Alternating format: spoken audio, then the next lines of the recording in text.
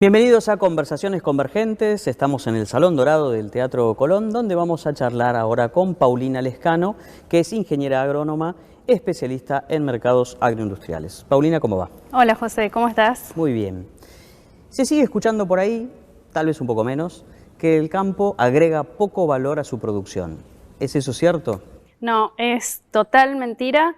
Para tener un dato muy representativo, el 25% de todo el PBI de Argentina se genera desde el sector agroindustrial. O sea, hay una gran generación de valor en toda la cadena agroindustrial.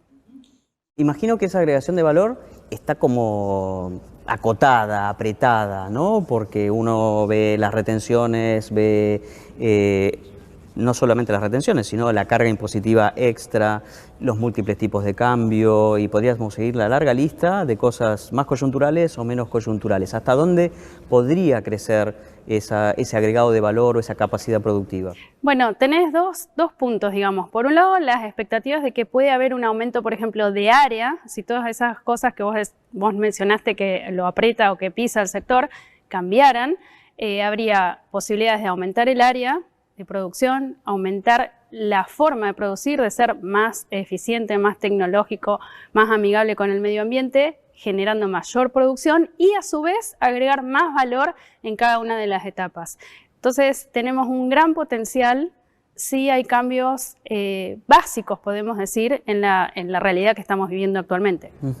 También hay como una idea instalada de que, bueno, el mundo nos compra la producción primaria, ¿no? Y que si nosotros agregáramos valor en Europa o en Estados Unidos o en otros mercados, no nos comprarían tanto.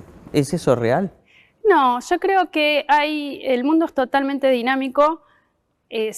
Van surgiendo oportunidades a las cuales hay que tratar de adelantarse y las posibilidades que tenemos desde Argentina van desde, como vos dijiste, la materia prima sin demasiada elaboración a productos elaborados. Yo creo que la principal limitante para que hagamos ese paso a mayor agregación de valor, por ejemplo, más transformación de carne, de leche, etcétera, en vez de exportar, por ejemplo, el 70% del maíz como tal, tiene que ver con las condiciones políticas que tengamos desde los estados, desde el gobierno.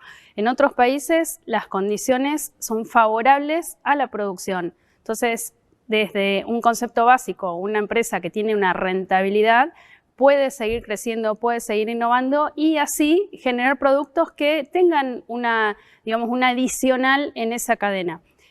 ¿Qué nos pide el mundo cuando pensamos, no, Argentina un proveedor de alimentos en cantidad y en calidad? ¿Qué más pide o qué cosas está pidiendo que a lo mejor antes no pedía esos clientes que tienen estos productos argentinos en el mundo? Mira, básicamente lo que cambió muchísimo se está pidiendo que sea sustentable, que sean producciones sustentables, que no alteren el medio ambiente, que se controle o que se mida, por ejemplo, la huella de carbono, las emisiones de carbono y demás. Y ahí tenemos una súper oportunidad, porque las emisiones globales, como para tener una referencia, toda América Latina representa nada más que un 3% de las emisiones globales totales.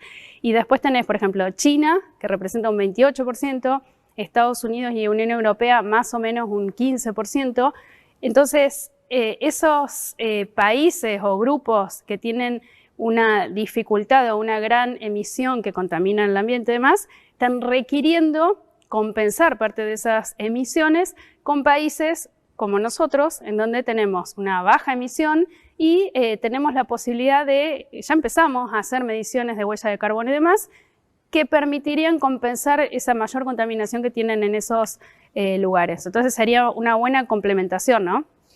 Exactamente, y ahí imagino una creciente aplicación de tecnología en el campo, ¿no? Que el campo también ha sido tradicionalmente desde la mecanización, ¿no? Ya lejos de ese tiempo, un early adopter, si se quiere, de tecnologías, ¿no? Ni hablar luego de la genética o de la química, y ahora imagino también de otras tecnologías digitales. ¿Esa demanda de sustentabilidad va de la mano un poco de incorporación de nuevas tecnologías? Sí, totalmente. Y hoy el productor agropecuario, la mayoría de los productores están súper tecnologizados, hacen uso de muchas plataformas y dentro de esas plataformas se está usando mucho la medición de la huella de carbono. Eso ya está en Argentina desde hace un tiempo y hoy inclusive hay empresas que pagan un plus para los productores que ya están haciendo esa medición. Entonces tenés un doble beneficio, ¿no? Por un lado, la posibilidad de ingresar a mercados que cada vez van a pedir más ese tipo de cosas y a su vez tener un plus en el precio de lo que producís. Entonces la tecnología está muy presente en el agro. También, a ver, ¿qué se está incorporando en términos de trazabilidad? ¿No? Obviamente la sustentabilidad requiere poder comprobarse esa sustentabilidad. ¿Aparece la trazabilidad en otros ítems de la producción agropecuaria? Sí, yo creo que hoy en día casi todos los productores medianos, grandes o de punta, todos tienen ya incorporada la trazabilidad desde hace bastantes años. Principalmente por esto que te estaba comentando, el mundo va hacia control de los procesos para reducir todo lo que sea la contaminación, ser más eficiente en el uso de recursos y demás, y a su vez para, por ejemplo, controlar el uso de insumos, tanto en la parte sustentable como económica. Los productores más eficientes usan menos cantidad de insumos, se contamina menos y todo eso está en una trazabilidad perfecta desde comienzo hacia el fin del proceso. También en la cantidad de producto que usan, ¿no? Y uno por ahí ve estos videos que se generan en el campo argentino, ¿no? De esas máquinas que aplican el producto solo a la maleza donde tienen que hacerlo. Claro, bueno, esa es otra tecnología que también se está utilizando mucho, que es aplicaciones por ambiente. Entonces, no solo, digamos, aplican de acuerdo a lo que la máquina, por ejemplo, detectó de deficiencia de fertilizantes o aparición de malezas, etcétera, sino que la aplicación va con la dosis exacta para ese control o para agregar un nutriente que el campo está necesitando. Y todo eso lo hace con altísimas retenciones y múltiples tipos de cambio.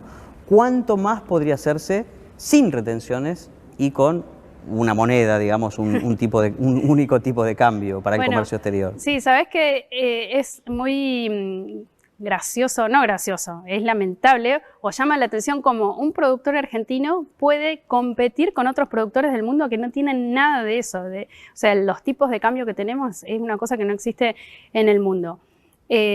Para tener un número, la Fundación Producir Conservando hizo una estimación y calcula que si tuviéramos, o sea, quita de derechos de exportaciones, un único tipo de cambio, otras medidas que favorezcan la logística, la infraestructura y demás, se podría tener hasta 19.000 millones de dólares más de producción en poquitos años. O sea, podría haber un incremento en las hectáreas al 2027, o sea, no estamos hablando de 15 años.